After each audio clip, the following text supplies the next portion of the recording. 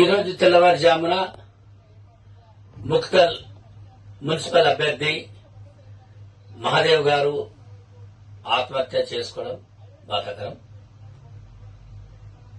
ఆ యొక్క ఆత్మహత్యను హత్యగా పార్లమెంట్ లో కేంద్ర మంత్రివర్యులు కిషన్ రెడ్డి గారు దీనికి సీఎం రేవంత్ రెడ్డి గారు సొంత జిల్లాల్లో జరగడం, సీఎం రేవంత్ రెడ్డి గారి బాధ్యత అని పార్లమెంట్ లో ప్రస్తావించడం సరైన పద్ధతి కాదు. పార్లమెంట్ లో చర్చించాల్సిన ఎన్నో ఉన్నాయి, అవన్నీ పక్కన పెట్టి రాహుల్ గాంధీ గారికి అవకాశం ఇవ్వకుండా కొన్ని పనికిరాని విషయాలను మరి మీరు పార్లమెంట్ లో ప్రస్తావించడం సరికాదు.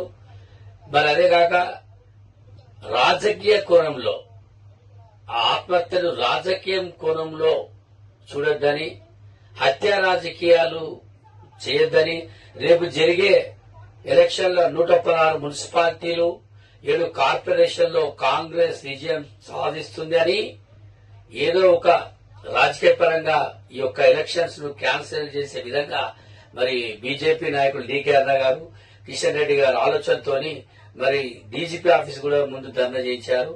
ఇది సరైన పద్ధతి కాదు.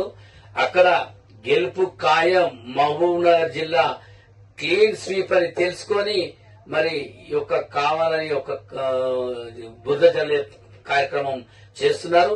ఎందుకంటే కాంగ్రెస్ మీద, ఎందుకంటే అక్కడ టీఆర్ఎస్ పార్టీ కూడా ఉంది. టీఆర్ఎస్ ప్రస్తావన లేకుండా టీఆర్ఎస్ బీజేపీ రెండు కుముక్కై ఇంటర్నల్ ఎలక్షన్ లో పోటీ చేస్తారు. అది బయట పెట్టినందుకు కాంగ్రెస్ మీద ఈ యొక్క ఆరోపణ చేస్తారు. ఇది సరికాదు. దీన్ని తీవ్రంగా నేను ఖండిస్తున్నాను.